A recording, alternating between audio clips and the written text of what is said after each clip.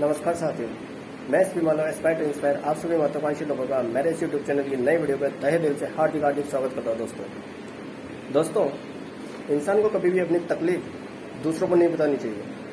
कभी भी अपना रोना दूसरों के सामने नहीं रोना चाहिए, क्योंकि इस दुनिया में 80% लोग ऐसे होते हैं जिनको आपकी तकलीफ से कोई दिक्कत नहीं है, और बचे मात्र 20% जिनको आपकी तकलीफ देखकर खुशी होती है, हंसते हैं आप पर। तो इंसान को कभी भी अपना रोना किसी के सामने नहीं रोना चाहिए। अपने जो रोने का जो कारण है, जो रीजन है, जो प्रॉब्लम है, उसको खुद को ही सोल्व आउट करना चाहिए। दोस्तों, सीखो एक बात से, एक बाज कैसे अपनी प्रॉब्लम को सोल्व आउट करता है। दोस्तों, जब बाज का बच्चा जब पैदा होता है तो जो मादा बाज होती है उसको जो ट्रेनिंग देती है वो इतनी खतरनाक ट्रेनिंग देती है दोस्तों, जो किसी और पक्षियों के बच्चे नहीं ले पाते, यानी उनके लिए प्राण घातक हो जाती है जो मादा बाज के बच्चे को ट्रेनिंग दी जाती है। जब बच्चा होता है, मादा बाज का जब बच्चा होता है, तो मादा बाज उसको क्या करते हैं, धरती से 1200 किलोमीटर की ऊंचाई पर लेके जाती है।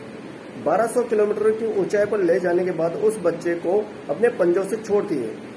जैसे वो बच्चा वहां से गिरने लगता है, धरती की तरफ आने लगता है, तो 2 किलोमीटर तक तो उसको आभास ही नहीं होता कि मेरे साथ हो क्या रहा है, कुछ भी उसको पता नहीं रहता।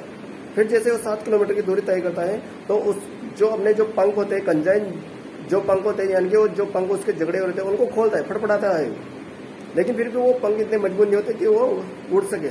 जैसे वो धरती की तरफ और डाउन में आता रहता है, उसको जब धरती अपने मूल निवास स्थान देखता है तो उसको लगता है कि ये मेरे जीवन की अंतिम यात्रा हो सकती है।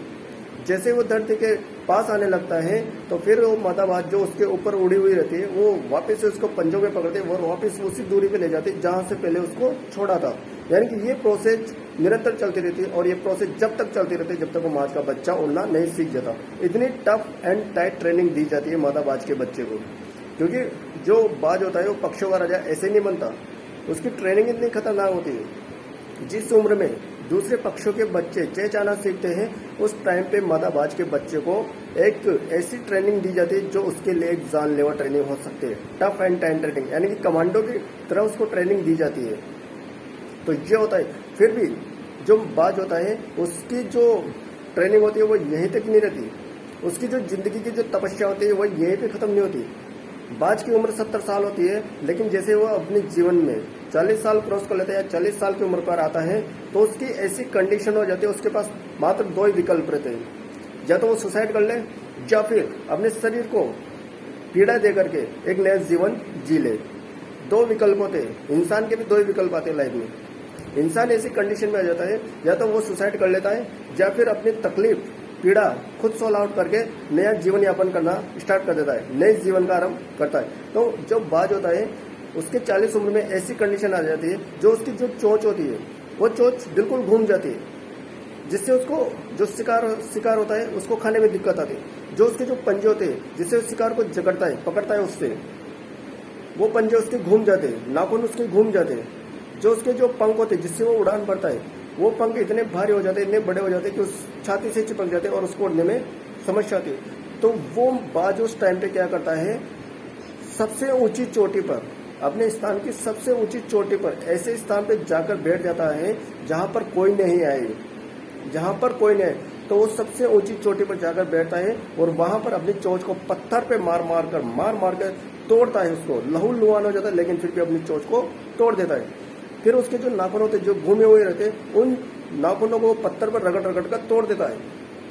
जब ये प्रोसेस हो जाती है, लहू लुहान पूरा हो जाता है, जब फिर उसके नए चोंच और नए नाखून आते हैं, फिर वो क्या करता है, जो अपने जो पंख होते हैं जिससे वो उड़ान भरता है, उन पंखों को अपनी चोंच और नाखूनों से नोच कर खाता है, नोच कर उनको अलग कर देता है अपने शरीर से।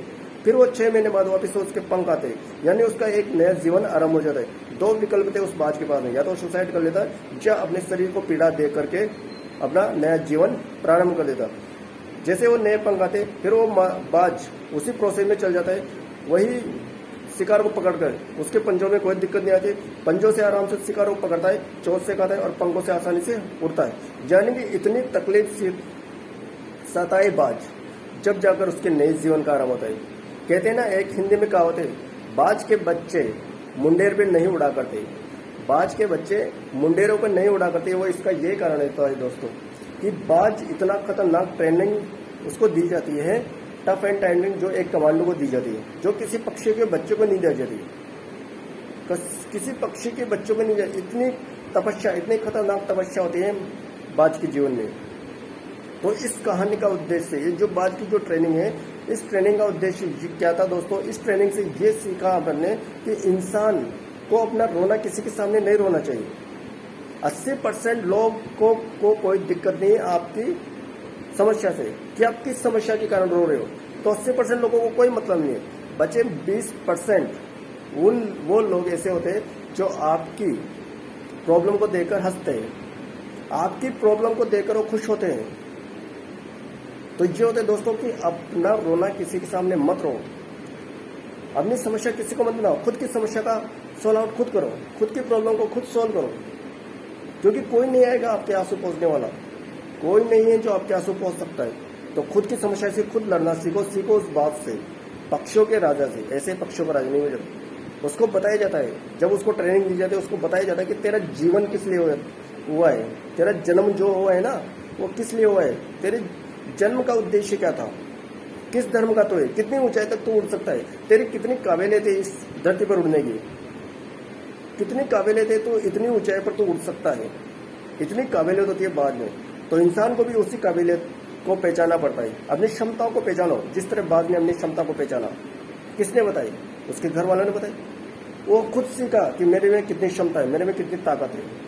तो इंसान को भी खुद की क्षमता खुद को पहचाननी चाहिए दोस्तों। ये वीडियो अगर आपको अच्छी लगे तो वीडियो को लाइक जरूर करना, चैनल पे पहली बार आए सब्सक्राइब नहीं किया तो सब्सक्राइब जरूर करना, बेल आइकन पर प्रेस करना दोस्तों, और इस वीडियो को ज़्यादा से ज़्यादा शेयर करना ताकि आप जैसे महत्वाकांक्षी लोगों तक ये वीडियो पहुंच सके और वो भी इस चीज़ को सीख सके दोस्तों और सुन सके। तो थैंक यू दोस्तों, मिलते हैं बहुत ही जल्द नई वीडियो में, तब तक के लिए नमस्कार, wish you all the best.